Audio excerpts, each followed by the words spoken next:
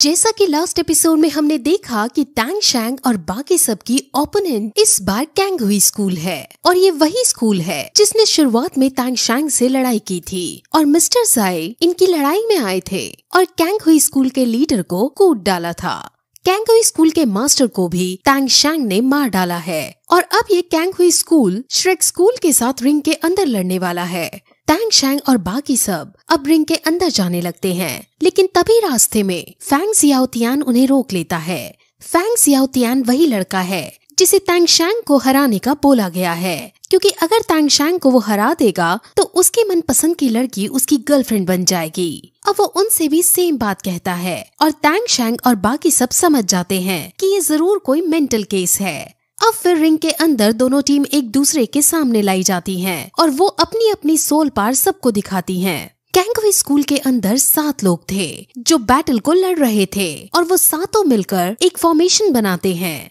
इस फॉर्मेशन का नाम 7 in 1 martial soul fusion skill है। अब ओपोनेंट टीम पहले तो टैंग शैंग और सभी के पास फॉग छोड़ देती है, जिस वजह से टैंग शैंग और बाकी सब कुछ देख नहीं पाते और फिर वहाँ इल्यूजन क्रिएट करके उन्हें उलझाने लगती है। टैंग शैंग की टीम को पता ही नहीं चल पाता कि उसे अटैक कहाँ से करना चाहिए, क्योंकि ओपोनेंट टीम को तो छोड़ो, उनको खुद के टीम मेंबर्स नजर नहीं आ रहे थे। कैंग हुई स्कूल टैंग शैंग और बाकी सबसे दिल से नफरत करती थी, जिस वजह से वो ये मैच नहीं बल्कि उनकी जान लेना चाहती थी और इसके लिए सबसे पहले वो पूरी रिंग में फॉग ही फॉग फैला देते हैं, जिस वजह से ऑडियंस और जजेस अंदर क्या हो रहा है कुछ नहीं देख पाते।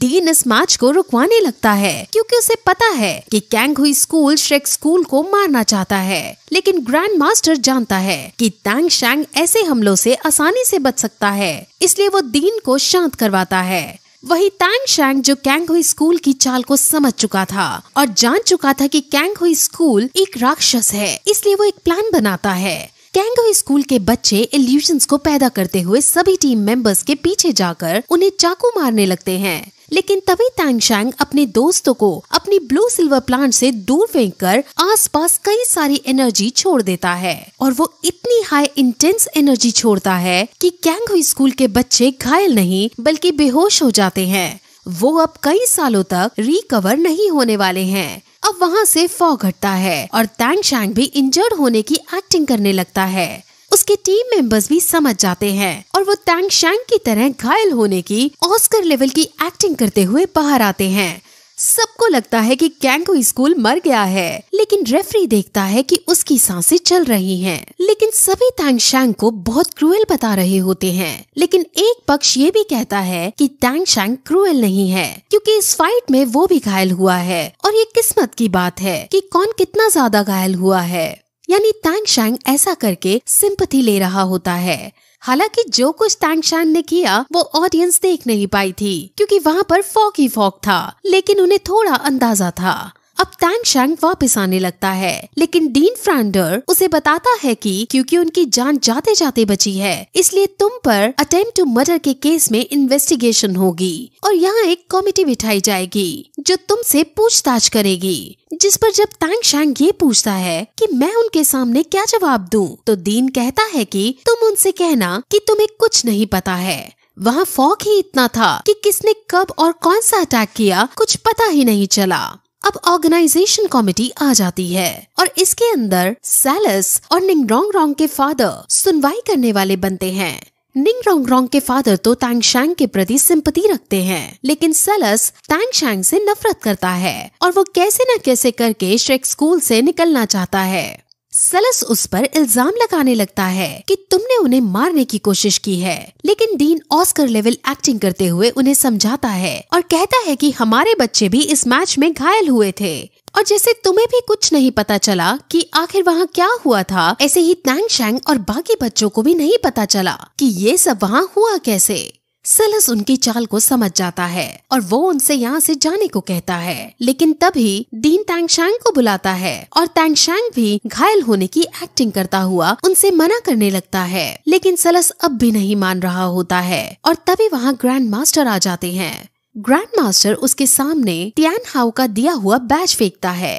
ये बैज सिर्फ पावरफुल और ऑनरेबल सोल लैंड मास्टर्स के पास ही होता था और ये देखकर वो ग्रैंड मास्टर के सामने सर झुकाता है और फिर बिना कुछ बोले सुने वहाँ से दांत पीसता हुआ चला जाता है। अब उनके सामने से ये प्रॉब्लम जा चुकी थी, लेकिन अर्लॉन्ग तुरंत ग्रैंड मास्टर से गुस्सा होने लगती है क्योंकि उनका ये मानना था कि उनको ये बैज एक लड़की ने दिया था और वो उससे बहुत गुस्सा होती है क्योंकि उन्हें ये लगता है कि ग्रैंड मास्टर का अब भी उस लड़की के साथ कनेक्शन है। वो लड़की कौन है ये हमें आगे पता चलेगा, लेकिन ग्रैंड मास्टर इस बारे में उसे समझा लेते हैं कि ये बैज उन्हें तैंगशैंग के फादर ने दिया था। अब तैंगशैंग अपने आने वाले 2 मैचेस को डिनाई कर देता है क्योंकि वो ये दिखाना चाहता था कि वो बैडली इंजर्ड है, जिसके बाद 2 मैचेस में बिना खेले ही अपनी हार घोषित कर देने वाला तैंगशैंग अब तीसरा मैच खेलने का डिसाइड करता है और तीसरा मैच उसका टुआनशी स्कूल के साथ है। श्रेक स्कूल के सारे बच्चे रूम में होते हैं और तभी वहाँ फैंग जियाओ फिर से आ जाता है और उन्हें पकाने लगता है और कहता है कि कुछ मैचेस बाद तुम्हारा मुझसे कंपटीशन है जिसमें मैं तुम्हें हराऊंगा।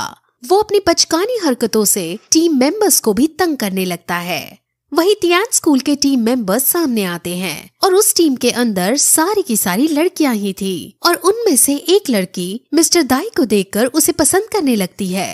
अब श्रेक स्कूल का ये प्रीलिमिनरी राउंड्स का आखिरी मैच होने वाला है और अगर वो इस मैच को जीत जाते हैं तो वो प्रमोट कर दिए जाएंगे। उनका मैच तियानशुई स्कूल के साथ है जिसके अंदर सभी गर्ल्स हैं और इसलिए ताई लॉन्ग थोड़ा शर्माने लगता है और सब बच्चे हंसने लगते हैं, लेकिन क्विन मिंग समझाता है कि हमें लड़कियों को हल्के में नहीं लेना चाहिए क्योंकि वो पहले से लगातार मैच जीतती आ रही हैं और वो बहुत स्ट्रॉन्ग टीम है। अब फिर वो रिंग के अंदर आती हैं और उनकी एंट्री देखने लायक होती है, जिसके बाद श्रेक स्कूल के सारे बच्चे भी रिंग के अंदर आते हैं। अब होस्ट उन दोनों टीम्स का एक शानदार इंट्रो सबको देती है, जिसके बाद अब उनके बीच फाइट शुरू होती है। ओपोनेंट टीम आइस का यूज करके उनको ब्लॉक करने की कोशिश कर रही थी और इससे पहले कि तैंगशैंग उन पर अटैक कर पाता, वो तैंगशैंग को आइस में ब्लॉक कर देती हैं। वो और बाकी सभी को भी आइस में ब्लॉक कर देती हैं और अब लीडर तैंगशैंग की तरफ बढ़ने लगती है क्योंकि अगर तैंगशैंग ही हार जाएगा तो बाकी टीम तो कमजोर पड़ ही जाएगी। अब मिस्टर दाई जब ये देखता है कि वो तैंगशैंग की तरफ बढ़ रही है तो मिस्टर दाई जल्दी से अपनी सोल पावर का यूज करते हुए आइस ब्लॉक को तोड़कर लीडर पर हमला कर देता है, जिसके बाद लीडर थोड़ी पीछे हट जाती है और तैंगशैंग को आइस ब्लॉकेजेस से निकलने का मौका मिल जाता है। लेकिन तभी लीडर फिर से आइस ब्लॉकेजेस का यूज करके उन सभी को फंसा देती है और मिस्टर दाई की ये चाल बेकार हो जाती है। अब क्योंकि ताई लॉन्ग डिफेंस ब्रांच का था इसलिए मिस्टर दाई ताई लॉन्ग को आगे भेजता है और ताई लॉन्ग आइस ब्लॉकेज को तोड़कर लीडर को मारने जाने लगता है। ताई लॉन्ग का डिफेंस बहुत स्ट्रॉन्ग था जिस वजह से उसका अटैक उस पर काम कर रहा था। अब तैंगशैंग की टीम में बाकी मेंबर्स जो आइस ब्लॉकेजेस से छूट गए थे वो भी लीडर पर हमला करते हैं और अब हमें ये पता चलता है कि तैंगशैंग मन से अभी तक आइस ब्लॉकेजेस से नहीं निकला था क्योंकि आइस ब्लॉकेज में पड़े रहने से लीडर का सारा ध्यान तैंगशैंग पर था और इतने में मौका पाकर बाकी टीममेट्स आइस ब्लॉकेजेस से निकलकर लीडर पर हमला कर देते हैं। अब उनमें बैटल होती है जिसमें दोनों एक दूसरे पर भारी पड़ते हैं, लेकिन एट लास्ट ओपोनेंट टीम अब मैच को खत्म करने के लिए वहाँ हर जगह आइस ही आइस लगाने लगती है और वहाँ का माहौल बहुत ज्यादा ठंडा पड़ जाता है। ऑडियंस तक बर्फ में जमने लगती है और अब वो तैंगशैंग और बाकी टीम के ऊपर आइस पुकर्स का यूज करके उन पर वार करने लगते हैं। वो वहाँ का टेम्परेचर बहुत कम भी कर देती है जिससे वो अपनी सोल पावर भी ठंड से यूज नहीं कर पा रहे होते। लेकिन तभी तैंगशैंग अपने टीम मेंबर्स के आसपास ब्लू सिल्वर प्लांट का एक केज बना लेता है और डिफेंस करने लगता है। असल में उसने हार्ट सेपरेशन कंट्रोल टेक्निक सीख ली थी जिस वजह से वो अपनी सारी सोल पावर सिर्फ डिफेंस के लिए यूज करता है और अच्छे से डिफेंस कर पाता है। ओपोनेंट टीम को इस बात से गुस्सा आ जाता है और वो तुरंत अब अपनी मार्शल सोल को फ्यूज कर लेती है और ये देखकर सब डर जाते हैं। मार्शल सोल को फ्यूज करने के बाद वहाँ बहुत ज्यादा ठंड पड़ने लगती है और अब वहाँ रिंग के ऊपर ऑडियंस की सेफ्टी के लिए एक शील्ड लगा दी जाती है। इस ठंड से जीवो तक जमने लगती है। फिर वो अपना आइस फेनिक्स बाहर निकालते हैं जिन्हें उनकी मार्शल फ्यूजन सोल कंट्रोल कर रही होती है।